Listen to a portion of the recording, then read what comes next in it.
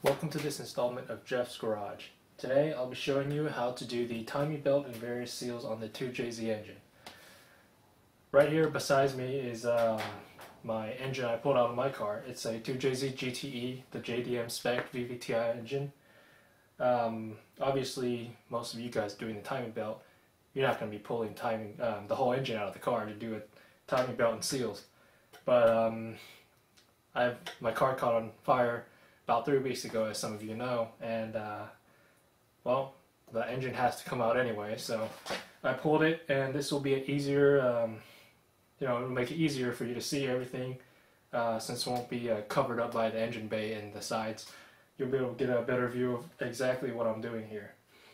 Keep in mind this is a GTE engine, but the the main difference is the GE engine will have the manifold wrapped around the top of the engine.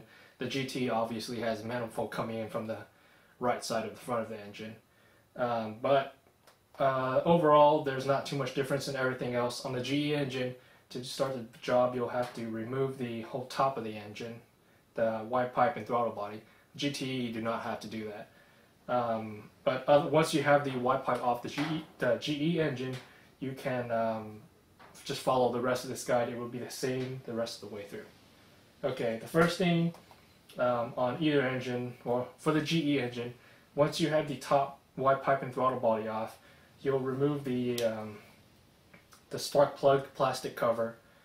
For the GE, they usually stop right where the oil cap is. The GT will go all the way to the end of the engine. So once you've done that, you're ready to get started on everything else. The first thing you'll want to do is remove the accessory belt tensioner. It's this one right here. You will need a 14mm socket, and I would recommend a breaker bar such as this one. This one will do just fine. If you have just a ratchet, a 1/2-inch drive, it'll be enough, but it will take a lot more effort to pull it down, because this does require a bit of force to hold the spring back while you pull off the belt. Okay, I found a 14mm socket. Put it on the breaker bar, and you put it on the nut, on the tensioner, like this. Since the engine's out of the car, I might have to support it a bit so it doesn't rotate too much.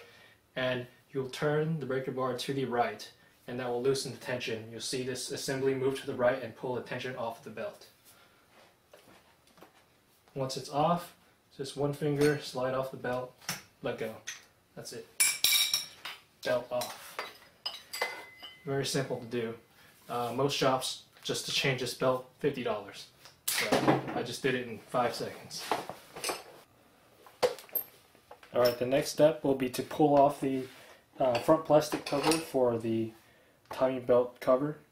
There's the first one you already taken off the top. I didn't show that on video because I already taken it off. But there's also this cover and a lower cover here. You have to remove all of them to gain access to the timing belt. I already started taking this one off. There's a bolt. Move the camera.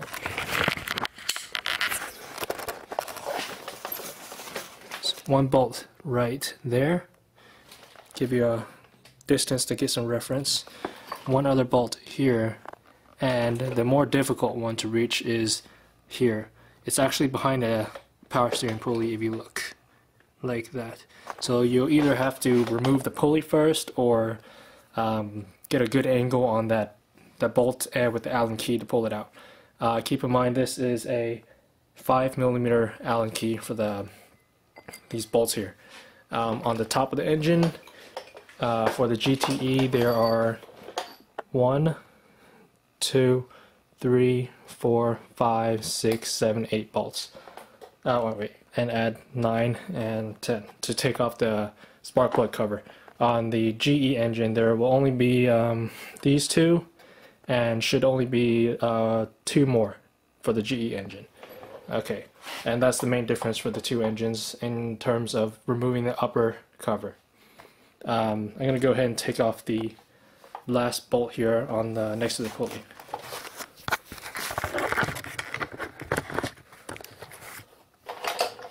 another tip, sometimes when you're using the Allen keys, obviously normally you use them with the long end and the short end on the bolt so you get leverage, but sometimes you have to reach in the long end first and then the short end will be your handle, and obviously that's going to make it harder to use. A little trick, just to get a extension or just a pipe, something that'll fit over the head, and hold it on, and you'll be able to rotate that and give you a lot more leverage to help you pop off the bolts.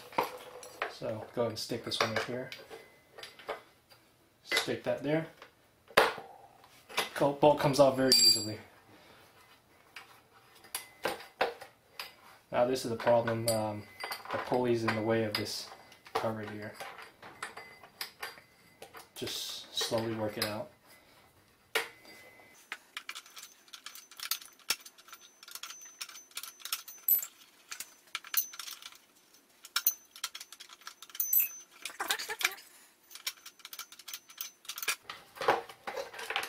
Okay, there we go. The front cover comes off. Make sure to keep the bolts in, don't lose them. I'll set the cover aside. Okay, something to keep in mind when you work on this engine, the most common socket sizes you will be using will be the 10, 12, and 14 millimeters.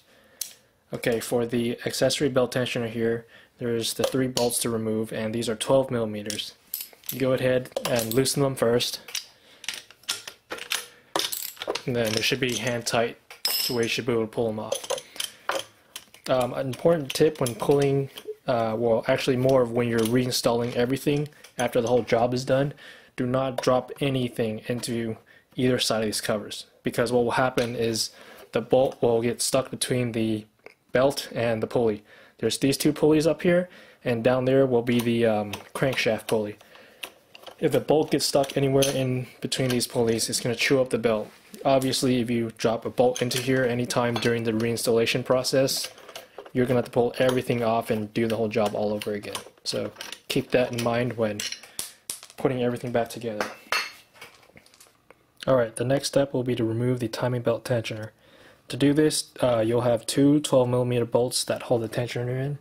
The tensioner is actually this piece right here, in between the alternator and the crankshaft pulley. It's the one marked the NTN, and there will be 2 bolts on each side of the tensioner that you'll have to undo to pull the tensioner off. Once you do that, obviously you'll relieve the tension on the timing belt and you'll just be able to slide the belt off. One tip, when you're taking off the tensioner, to give you a little more room to work with, you can remove the alternator, and the alternator bolt is here and right here, and they are 14 millimeter bolts. And you'll also have a the connector for the power wire right here. You undo that and the power wire will come off. Make sure before you do that, unplug the battery cable on your battery, so in case this touches some metal in your car, you're not going to have sparks going everywhere. And for this is the connector for the alternator for the charging. You go ahead and there's a tab on the back of this. Just hold down, squeeze on the tab, and you should be able to pull the tab right out. If you've never taken this apart before, they might have corrosion in there and make it a lot harder to pull off. Just hold the tab down and wiggle it around and it'll come out. Okay, right here I've gone ahead and removed the alternator. And this will give you a better view of where the tensioner bolts are.